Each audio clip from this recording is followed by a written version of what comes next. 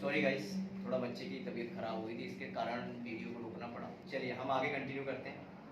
देखिए हमने पढ़ा था, अभी पढ़ा परिमेय एवं अपरिमेय संख्याओं के परिमेय एवं अपरिमेय संख्याएं। तो परिमेय एवं अपरिमेय संख्याओं से मिलकर क्या बना है? वास्तविक संख्याएं बनी है। इसका आंसर क्या होगा? परिमेय एवं अपरिमेय का वास्तविक संख्याएं यानी कि रियल नंबर। ओके, चलिए ये क्लियर हो गया। आगे देखिए, अगला है अंडर रूट में माइनस पी, जहां पर पी क्या है? धन पूर्णांक है। देखिए बेटा, अंडर रूट में कोई भी माइनस की संख्या दी है, अंडर रूट में माइनस की पी का मतलब होता है कि कोई भी पूर्णांक पी यहाँ पर क्या है? कोई भी पूर्णांक है, अंडर रूट में और माइनस में है, तो समझ जाइए कि वो काल्पनिक संख्या है। कौन सी है? काल्पनिक संख्या। काल्पनिक संख्या का मतलब होता है इमेजिनरी नंबर्स। इमेजिनरी नंबर्स क्या होता है? इमेजिनरी नंबर्स का मतलब ये होता है बेटा कि ऐसी कोई संख्या नहीं होती, ये सिर्फ हमारी कल्पना है। क्या है?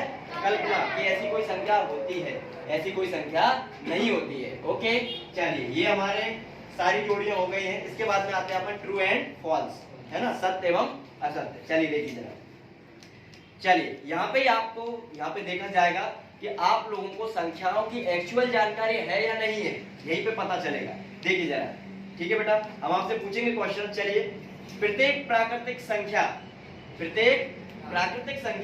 पूर्ण संख्या होती है। क्या बात, ये सत्य है या असत्य है? ट्रू है या फॉल्स है? असत्य है। क्यों है? क्योंकि प्रत्येक संख्या पूर्ण संख्या नहीं होती। प्रत्येक प्राकृतिक संख्या पूर्ण संख्या होती है। क्या बोला है इसमें? तुम कंफ्यूज कर देते हो बेटा, बीच में बोलो, क्वेश्चन ढंग से सुन लो पहले, है ना। देखिए जरा क्या बोला है, प्रत्येक प्राकृतिक संख्या पूर्ण संख्या होती है। क्या बोला है? प्रत्येक प्राकृतिक संख्या पूर्ण संख्या होती है। क्वेश्चन को ढंग से पढ़ लें। प्राकृतिक संख्या का बोला है, तो प्राकृतिक संख्या सारी पूर्ण संख्याएं होती हैं, तो ये अपना सत्य है, ये ट्रू है। कैसा है? ट्रू है। बेटा आप लोग इसको हड़बड़ाहट में जल्दबाजी में ना करें, है ना। उसने बोला है सारी प्राकृतिक संख्याएं आपकी पूर्ण संख्या होती है कि नहीं होती? होती है ना। अगर वो बोलता है कि सभी पूर्ण संख्याएं प्राकृतिक संख्या होती है, तो होता है वो फॉल्स, क्योंकि पूर्ण संख्याओं में अपना जीरो होता है, प्राकृतिक संख्याओं में जीरो नहीं होता है। क्लियर हो गया। अगला देखिए, प्रत्येक पूर्णांक प्राकृतिक संख्या होती है। प्रत्येक पूर्णांक प्राकृतिक संख्या होती है। सत्य है या असत्य है? ये बात असत्य है। प्रत्येक पूर्णांकों में तो माइनस वाले भी आते हैं कि नहीं आते? पूर्णांकों में तो जीरो भी आते हैं, लेकिन प्राकृतिक संख्याओं में तो नहीं आते ये सब। क्लियर हुआ? तो ये कैसा हुआ? अपना असत्य हुआ। तीसरा क्वेश्चन देखिए, प्रत्येक परिमेय संख्या वास्तविक संख्या होती है। क्या बोला है? प्रत्येक परिमेय संख्या वास्तविक संख्या होती है। प्रत्येक परिमेय संख्या वास्तविक संख्या होती है क्या? बिल्कुल होती है। प्रत्येक परिमेय संख्या, सारी परिमेय संख्या जो है आपकी कैसी है? वास्तविक संख्या होती है। क्लियर हुआ आपका? ठीक है, प्रत्येक वास्तविक संख्या। अब अगला पूछा इसका, ये तो सत्य हुआ अपना तीसरा वाला। चौथा देखिए, प्रत्येक वास्तविक संख्या अपरिमेय संख्या होती है। कैसा बोला है चौथा वाला क्वेश्चन? प्रत्येक वास्तविक संख्या अपरिमेय संख्या होती है। ये बात गलत है ना। जो आपकी वास्तविक संख्याएं होती हैं उसमें दोनों ही संख्याएं मिक्स होती है। कौन कौन सी होती है उसमें? परिमेय और अपरिमेय दोनों संख्याएं मिक्स होती है उसमें। क्लियर हुआ? तो ये कैसी हुआ? असत्य हुआ। ये कैसा हुआ? असत्य। अगला देखिए, पांचवा क्वेश्चन देखिए, प्रत्येक पूर्णांक को p बटा q के रूप में व्यक्त किया जा सकता है, जहां पर p एवं q कोई पूर्णांक है, लेकिन q के बराबर में नहीं है। क्या? जीरो। ये बात कैसी है? सत्य है। कैसी है बेटा? ये बात सत्य है। ओके, चलिए अगला देखिए, अंडर रूट 2 एक परिमेय संख्या है, ये असत्य है। अंडर रूट 2 कैसी है? एक अपरिमेय संख्या है। क्लियर हुआ बेटा? चलिए अब अपन पढ़ेंगे वन वर्ड वाला। कौन सा? One word. चलिए वन वर्ड वाला क्वेश्चन देखते हैं, एक शब्द में उत्तर दीजिए। चलिए, 4 एवं 5 का महत्तम समवर्तक क्या होगा? आपसे पूछा 4 एवं 5 का महत्तम समवर्तक क्या होगा? तो बेटा 4 और 5 में एक के अलावा कोई भी एक जैसा नहीं है, तो इसका आंसर क्या आएगा? एक। क्या आएगा बेटा? एक। अगला देखिए, 3 और 12 का लघुत्तम समवर्तक क्या होगा? चलिए अभी हमने आपको 3 और 12 का एलसीएम निकालना सिखाया था। 3 और 12 का एलसीएम बताइए क्या आएगा? 3 और 12 का तो सबसे बड़ा क्या है 3 में और 12 में? आप कहोगे सर 12 है। क्या है?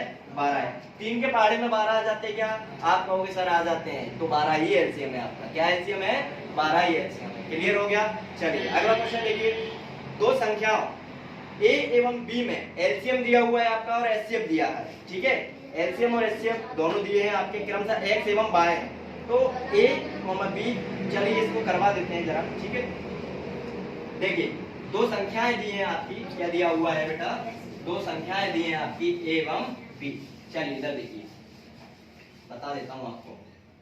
दो संख्याएं दी हैं ए एवं बी, एलसीएम दिया है ए कॉमा बी एवं एचसीएफ दिया है, देखिए ए कॉमा बी का एलसीएम दिया है, ठीक है।